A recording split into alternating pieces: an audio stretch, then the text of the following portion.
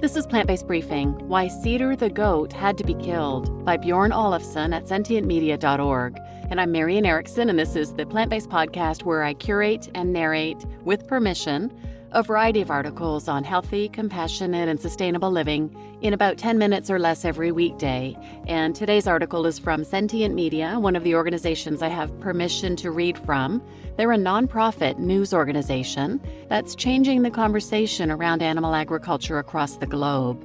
They do it through critical commentary, investigative journalism. They create great resources. They also hold the media accountable when it fails to report on the most pressing issues of our time. So now let's get to today's plant-based briefing. Why Cedar the Goat Had to Be Killed by Björn Ólafsson at sentientmedia.org.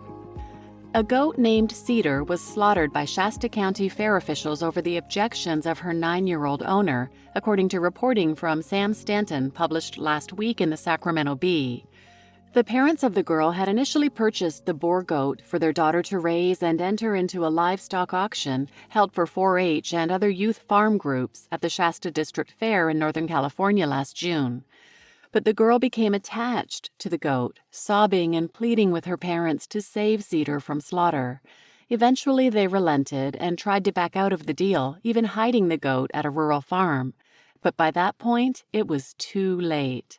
Though the parents offered to pay the goat's price and the buyer even agreed, fair officials wouldn't back down. Within weeks, local law enforcement used aerial photography and search warrants to track down Cedar, who is now presumed slaughtered, possibly eaten at a community barbecue.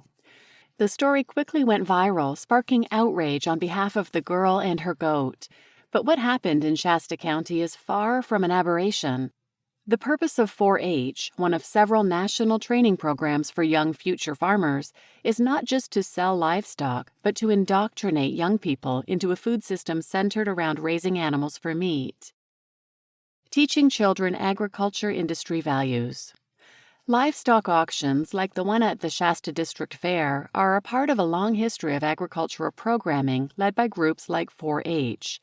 For well over a century, the nonprofit youth development organization that stands for Head, Heart, Hands, and Health has sponsored local livestock fairs for young participants. Born out of after-school clubs and local community events, 4-H is a national organization that aims to train and teach responsibility to students interested in the business of farming. In 1939, the organization was subsumed under the USDA, even assisting in the rollout of agricultural subsidies.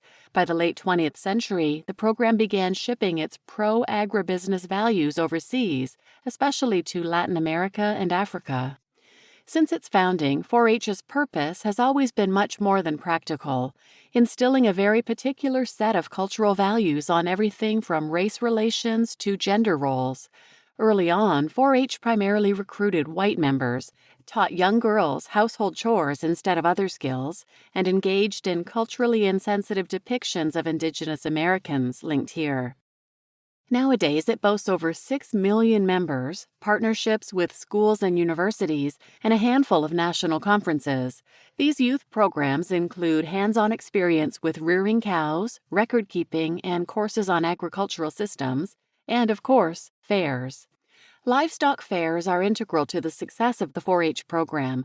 The Shasta District Fair calls its junior livestock auction the backbone of the festival.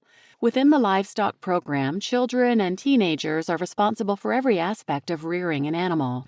The youngsters spend months or even years with their farmed animals, which can be rabbits, pigs, cows, chickens, and more, cleaning, feeding, and even exercising together.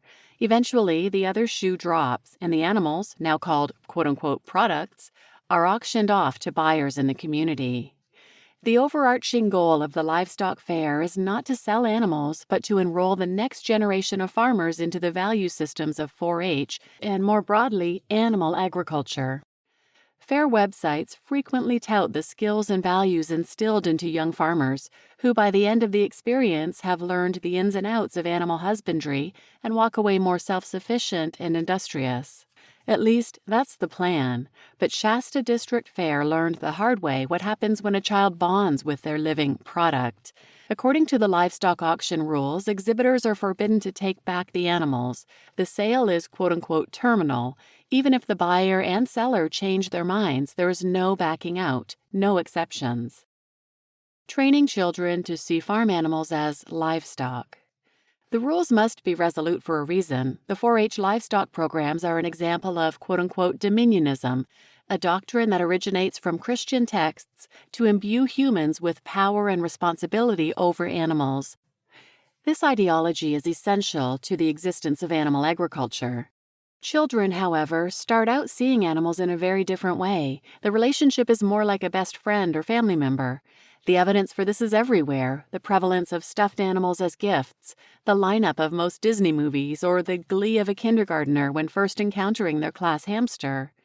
Researcher Jean Myers argues that children connect to animals as part of their moral and social development, tending to see all animals, even farm animals, as individuals. The 4-H programs are designed to reshape this relationship. According to a 2010 research paper on 4-H youth livestock programs, many 4-Hers regard farmed animals as friends, recounting conversations, memories, and affection for the creatures in their care. Yet a majority of the youngsters don't feel sad when the animals are eventually trucked away for slaughter. The longer a person has been in the 4-H program, the more likely they are to actively avoid attachment to the animal, making the auction less emotional. The programs even teach emotional avoidance skills to the children, avoiding names for the animals so they think of them purely as commodities and potential profit. According to the author's research, the children learn to recategorize their empathy by dissociating the individual animal with its eventual function, market animals destined for slaughter. Seeing farm animals as commodities is an important yet conflicting cultural bedrock of animal agriculture.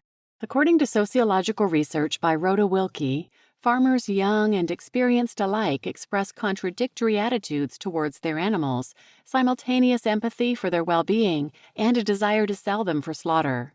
Returning again and again to the idea of animals as livestock is one way to reconcile these paradoxes. The 4-H program helps to instill this way of thinking. As part of the 4-H education, kids and teenagers involved in animal projects must learn to treat animals according to their category, either a food or a companion animal. To livestock fair officials, Cedar's recapture and slaughter was part of this essential lesson. The buyer and the parents both wanted to rescind the transaction, but as one official put it, the fair is set up for, quote, future generations of ranchers and farmers to learn the process and effort it takes to raise quality meat, unquote. It's not about the money. This isn't the first time the meat industry has gone to extreme lengths to thwart farm animal rescue efforts. Last year, 2 high-profile lawsuits were filed against animal rights activists who, quote-unquote, stole injured animals from factory farms. In the first, 2 underweight piglets named Lily and Lizzie were rescued from Smithfield Foods, and in the latest, animal activists rescued 2 disfigured chickens named Ethan and Jax from Foster Farms. In both cases, all 4 animals were unhealthy and worth very little to the agricultural companies, just $16 and $24 each per chicken and pig respectively. All defendants faced jail time for their alleged crimes, and all defendants were eventually acquitted. Just as with Cedar the goat, the meat industry went to great lengths to recoup the animals, involving local police and, in the case of Smithfield, the FBI. Here, too, neither lawsuit was ever about the money. Why would a multi-billion-dollar company need to spend months of litigation and work with the police to recoup less than $100? The meat companies, like the local agricultural fair, are invested in something far bigger, maintaining animals' status as commodities. As journalist Marina Bolotnikova writes, the open rescue tactic is, quote, intentionally provoking conflict with a legal system that treats living beings on farms as though they were inanimate property rather than sentient individuals, unquote. Taking a farm animal out of the system calls into question the meat industry's implicit assertion that all farmed animals exist as commodities instead of creatures, as livestock instead of lives. Rescuing an animal from slaughter, either by picking her up from a truck or trying to renege on the terms of a livestock auction, threatens the place meat holds in our food system.